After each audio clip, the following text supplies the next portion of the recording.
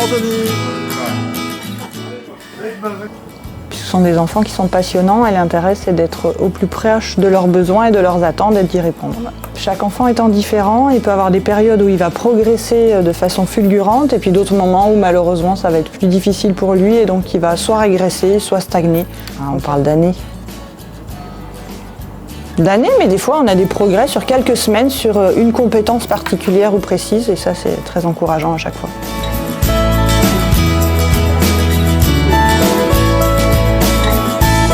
Famille, moi je dirais, parce que avant qu'il ne rentre ici, qu'il n'ait la chance de venir ici, on est passé par bien des combats au niveau scolaire. Donc moi j'ai jamais rien lâché, de la maternelle jusqu'au CM2, j'ai réussi à le garder en école classique, en passant par des AVS, en passant par un éducateur. J'ai fini avec un éducateur que je payais de ma poche pour qu'il l'encadre à l'école pour n'avoir aucune difficulté. À la fin du CM2, j'ai eu la chance d'avoir un coup de fil de Madame Corblin, justement, m'annonçant au bout de 5 ou 6 ans de liste d'attente, mettre à l'école améthyste, donc à la rentrée, qui aurait dû être en 6e.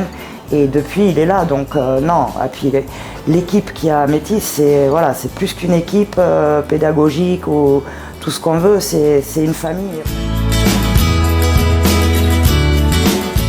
Il arrive maintenant justement à développer des compétences qu'il n'avait pas encore il y a quelques mois. Et voilà, on constate tous les trois de nets progrès, que ce soit dans les apprentissages, dans l'autonomie.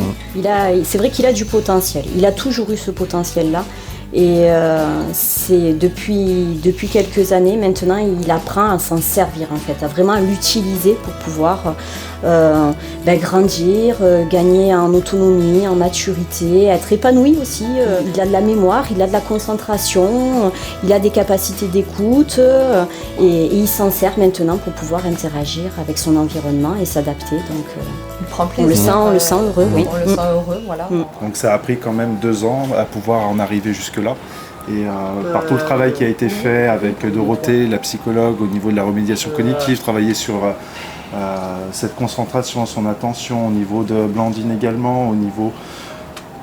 En fait, l'attention et concentration, c'est la priorité à travailler. On voit qu'il est bien dans cette ambiance-là, qu'il est dans cette dynamique, on va dire, de groupe et qu'il s'inscrit dans ce groupe-là. Oui, il ne faut pas lâcher, il faut faire preuve de patience. Il y aura un moment où il va y avoir le déclic et on va pouvoir progresser. Donc, Et Anthony en est la preuve. Voilà, ouais, c'est ça. Exactement. C'est un enfant qui est gentil au quotidien, qui est souriant, qui est heureux d'être là, partout où il va. Mais je pense qu'avant tout, ce qui est sauveur, c'est l'amour. Parce qu'Anthony, voilà, on a envie de l'embrasser tout le temps.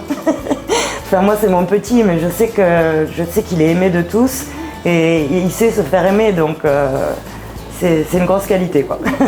C'est un bonheur. C'est un bonheur pour lui qu'il soit là, c'est un bonheur et un soulagement qu'il soit là pour moi aussi.